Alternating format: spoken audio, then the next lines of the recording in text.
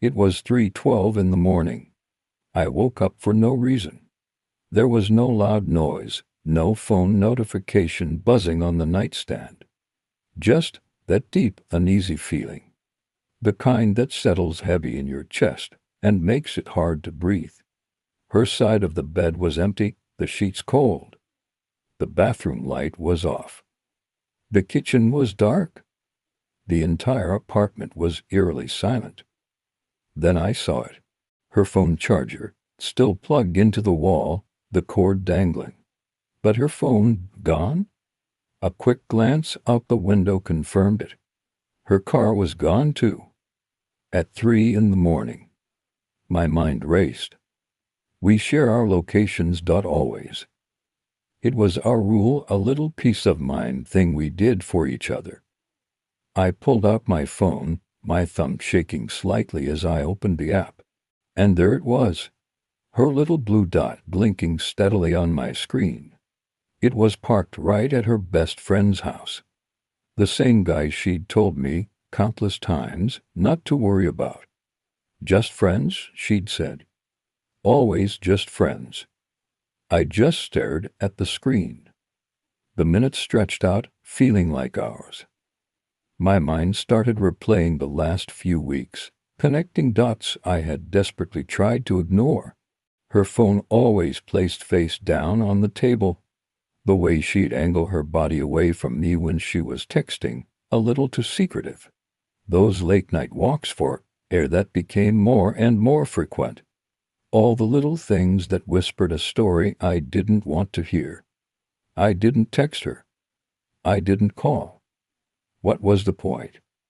I got dressed quietly, slipping on my shoes, my heart pounding a frantic rhythm against my ribs.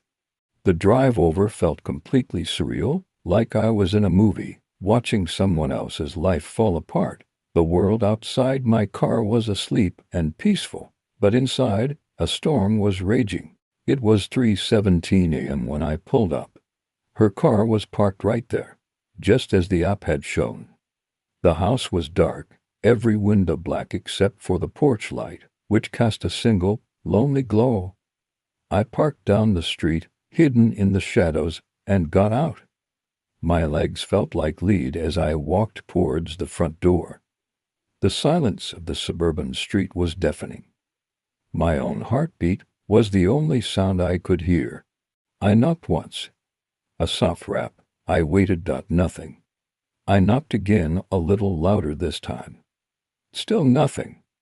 I was about to turn away, maybe tell myself I was crazy, that I was overreacting. But then I heard it, laughter. A man's laugh, low and close, coming from inside the house. And then her voice. Soft, comforting, the same tone she used with me when she was trying to soothe my worries. My hand went straight to my pocket. I pulled out my phone and called her number. Through the thin walls of the house, I heard it. Her ringtone. It chirped once, twice, then stopped. The call was declined. A few seconds later, the lock clicked and the door creaked open. She just froze, her hand still on the doorknob. He stood right behind her, his expression strangely calm, almost bored. Her eyes were wide with shock. "What are you doing here?" she whispered, her voice trembling. I just looked at her and asked the exact same question. The excuses came tumbling out. She was just talking to him, as friends do. Her phone died, she claimed, and she was scared I'd see where she was and get the wrong idea. It was a mess of a story, flimsy and desperate, but my attention was pulled elsewhere. Over her shoulder, I noticed the bedroom window was cracked open just a little, and I could see shadows moving inside. My gut took over. Before I could even think, I was moving.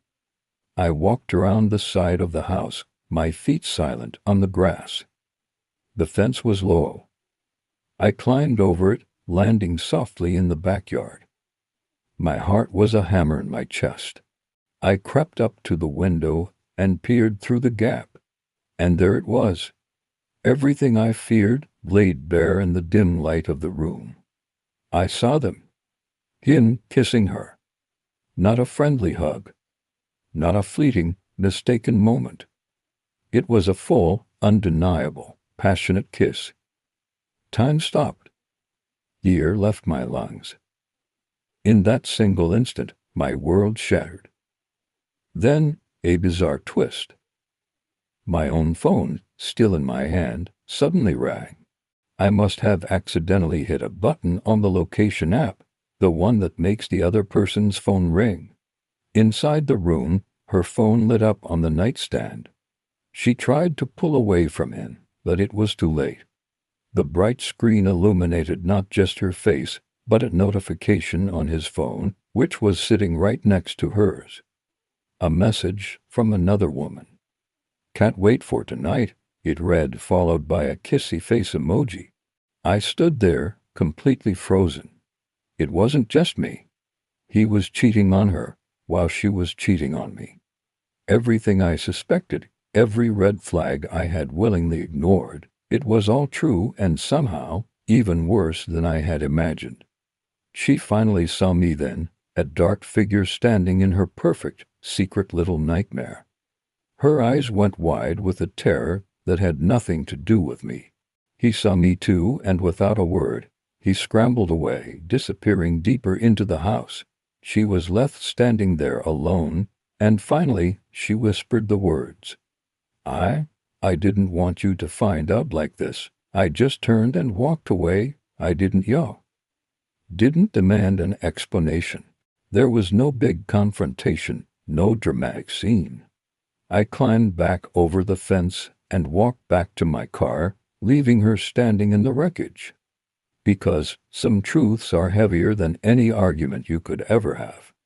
The silence says more than words ever could. The next morning, I got a text from her. "Sorry about last night. My phone died. I didn't reply." Instead, I went into her phone's settings, the ones we shared. I checked her activity. She was online, active, at 3:32 a.m.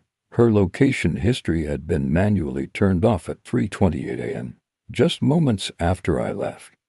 And that's when a truly terrifying realization hit me. She wasn't sorry that I showed up. She was sorry that I saw. She wasn't sorry for the betrayal. She was sorry she got caught. Now every time her phone lights up, every time she gets a text, I feel that same tightness in my chest. That same cold dread I felt when I woke up in that empty bed. That feeling is my new reality. So, I have to ask you, if you were in my shoes, what would you do? Would you confront her, force her to face the tangled web of lies she's woven? Or would you just disappear, walk away, and never give her the chance to lie to you again? Let me know what you think in the comments.